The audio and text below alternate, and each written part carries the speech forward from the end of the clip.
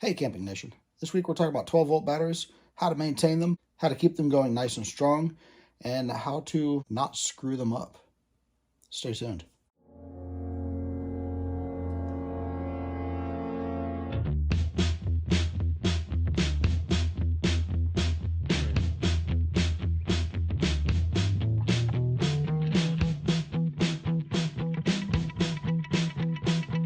I actually filmed this video a couple weeks ago, and I was trying to get my microphone system working again, and I thought I had it going until I found out I didn't. So unfortunately, this is going to be a dub over of footage that's a silent movie. There's some clips that actually do have some audio where I had a couple other cameras running, so they'll be thrown in there also. But that's about all I have right now. Like I told you before, I'm working some major hours. This week is going to be Thanksgiving, so I should be able to do something. 4-day weekend. Hey Camping Nation, welcome back. Now, like I said, I am going to be dubbing over, and I'm not sure everything that I was talking about this whole time.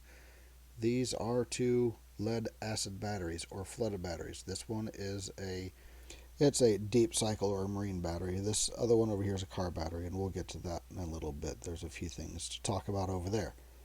However, so with this battery over here, it's a cheaper one. It's from Walmart. I think it has a 2-year warranty, maybe 3. I can't remember off the top of my head. Those that have been following along remember that last summer we had to purchase this one unplanned when we stayed at Walmart. It was dead in the morning, and I knew it was on its last leg anyways. I was just hoping to make it through that camping trip. Wasn't so lucky. This would end up costing me like $120 or something like that. I can't remember off the top of my head. It wasn't cheap. Plus I had to buy a box. So the main thing we're going to be going over here is proper maintenance. The worst thing you can do to a flooded battery is let it dry out. As you charge these things, even as you charge it on the tongue of the camper through the onboard charger on your travel trailer or a fifth wheel, whatever you have. But anyways, you're going to lose water, and you need to keep the water topped off. Now, you're supposed to use distilled water whenever you are servicing a battery, and you can get that at your local supermarket, to include Walmart. If you can't locate it, ask somebody. Some places have it, and some places, and others have it in other places. Walmart usually has it with the drinking water, so half the time they won't know what you're talking about anyways. The first thing on servicing your batteries, as silly as it sounds, is you have to clean it. You want to do this for a couple reasons. One reason is that when you open up the cells, the little caps off the top of the battery, you don't want all this dirt falling down inside. It's not good for the battery, it's not a good idea, and realistically, depending on what kind of dirt you have on top, the battery acid can splash. You don't want that stuff in your eyes, on your hands, or even on your clothes.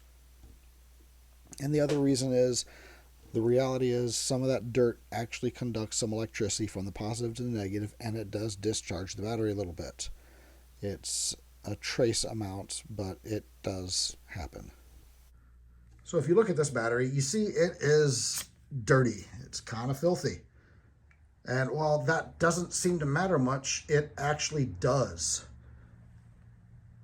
This one, none of this matters so much because this is a side post. This is actually a car battery. But we're going to go ahead and check it out too. And I have something to prove with this one. So we're just going to use some glass cleaner to clean this up.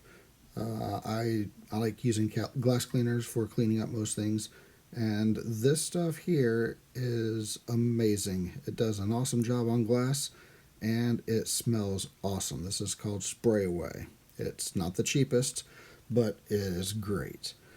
But, all you got to do is just spray some on there and wipe it off. We're not really doing any kind of scrub down, molecular cleaning, nothing. Just make it clean. Make it clean and shiny. Now, the one thing you do need to watch on this is that you're not pushing all the dirt down into the crack around the caps. That is kind of important. Plus, once you get the caps off, you can reach down in there and wipe off some of the debris down there also. Dispose of that. You don't want to have it sitting around because there is a chance of having battery acid on there, especially if the top of the battery was damp, which you will get dampness on top of the batteries. So all you need is a small flathead screwdriver to pop these caps off. Some of them have screw-off caps, but that's outdated, and you probably won't come across them very often. Now we're going to go ahead and get a baseline on the charging here. This has been sitting on a charger. It should be pretty well full, and we're just going to use regular multimeter here, and we need to go over this. I've been saying it for a year now, but we need to go over a class, or an episode anyways, on how to use these things. They're magnificent tools. This is just a 30-year-old, I think it's 30 years old now, Fluke multimeter, and you don't need the really good expensive ones, but if you have it, use it. My cheap one is out in the travel trailer in storage, otherwise I'd be using that. Volts DC, and on this one, DC is the solid line with dashed lines underneath of it. See right there, that one would be for alternating current. That's household current. This is battery. I have the red lead plugged into the volt, and the black one is plugged into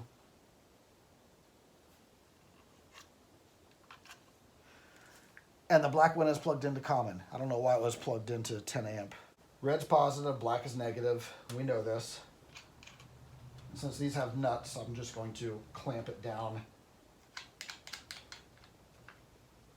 There we go. And like I said, this was just taken off the charger. But nonetheless, if you see, it's showing almost 13 volts. That was on a cheap float charger, maintenance charger. Again, on that, we'll cover that in a minute too, because there's a lot to know about battery chargers. You can see I've got one right there, I've got another one down here. So we'll get on that here in a minute. Now, if you accidentally flip-flop these around, it's not going to hurt anything. It just says minus $12.95. 12.95, whatever. I know what I said, you know what I meant. Now this is a 12 volt lead acid battery. This is the cheap, most common one that you're going to find in a camper or in most cars. Cars are starting to get away from them. They're going to the AGM batteries, which is considerably more expensive, but they are better batteries. And a lot of people are getting the AGMs for their campers. They're a little more durable. They can handle being drained a little bit better than these can, but this is just the old standard. And for a reason, they're decent and they're cheap. We won't even get into expensive batteries like the lithium. They're amazing, but that's way out of my budget, and I'm just starting to learn about them. I might cover those some other time when I'm talking about some kind of a nice solar system, because you can do amazing things with those. To service these, you need a small screwdriver, just a small flathead. And in my famous words, nothing special. You need that, you need safety glasses, and you need some rubber gloves. I'm gonna wear purple so you know that I'm wearing them. Battery acid is some really nasty stuff. You'll want to wear some old clothes, old pants, work pants, and have some water close by. So you just take the screwdriver and pop these caps off.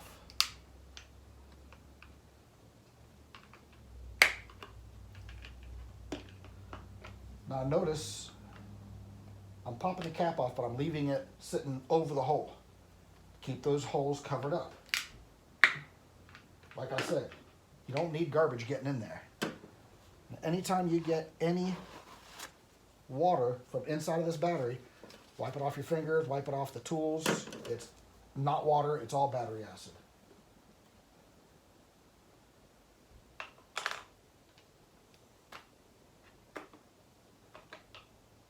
Okay.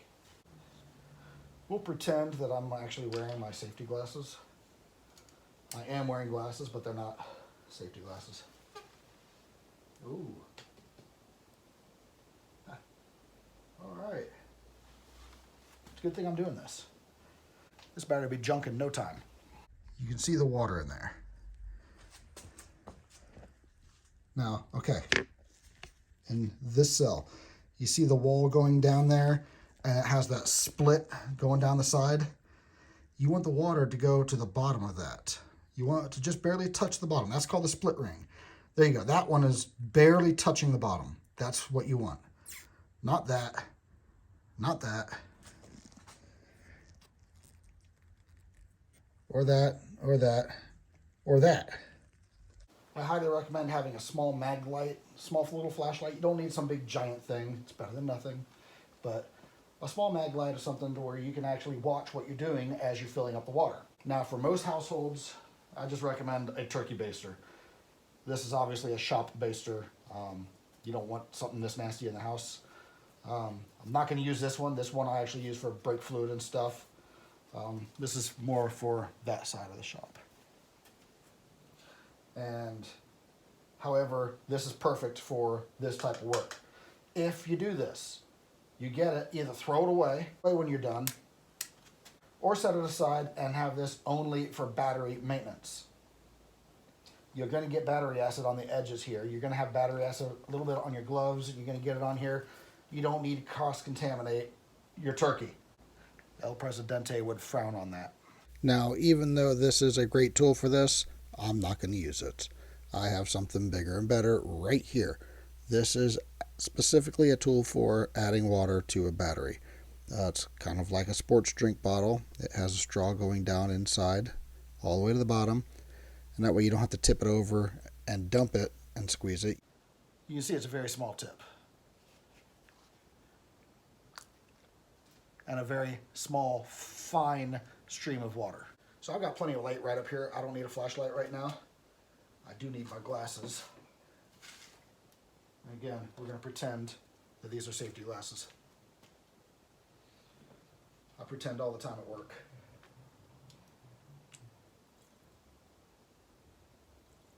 And you're just going to bring it to the bottom of that split ring.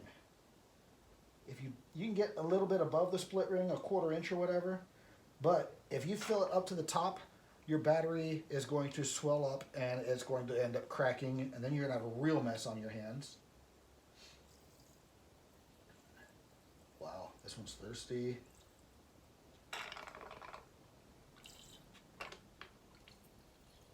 That's good.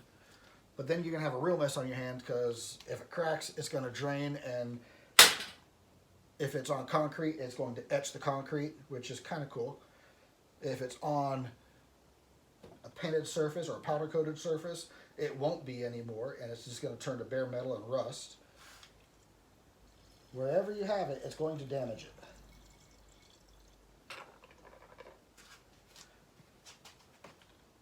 Okay, that one's good. Oh my God.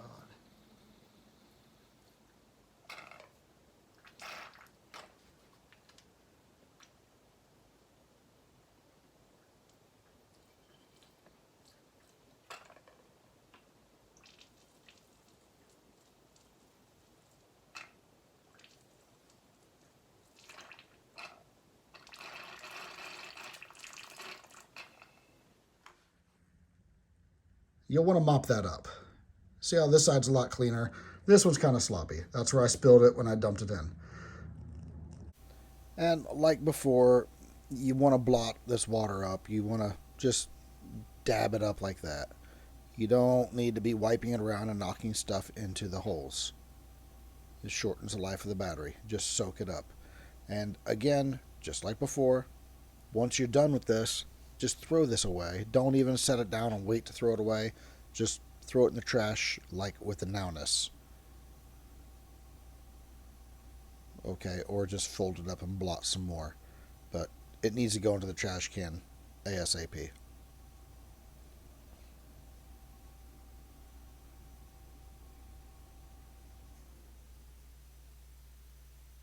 like that. So then you go ahead and put the caps on, but like anything else, don't just go all willy-nilly and slap them on there. Set them down there gently. And now here's the pro tip. Get yourself a paper towel, or you could even use a rag, whatever you're using. But place something over the caps, like so. And don't forget, safety first. Right. Now that it's covered, you can smack the caps on there. That way, if there's any acid anywhere underneath there, and if it splashes, it gets absorbed by the towel. Wipe it all down, throw it away, or close enough. Now you can take off your safety gear. Now that we're done filling up the water, you're done. Although, actually, you're not completely done. You do not just set it outside or in a cold area without charging it up first. Some of that water that you just put in there is not soaked into the battery acid, not mixed, whatever, but it will freeze. A charged battery will not freeze. Now, if you're in Florida, this doesn't matter, but we're in Ohio, and most of the country is going to freeze, not just Ohio. So charge it up, and then you can go ahead and store it. Now, talking about storing it, there's an old wives' tale that says you cannot store these on concrete. And that is just bogus. It's outdated information. It's 100 years old information. And I'm going to prove it right here, right now. Go ahead and hook these up like I did over there on the other battery.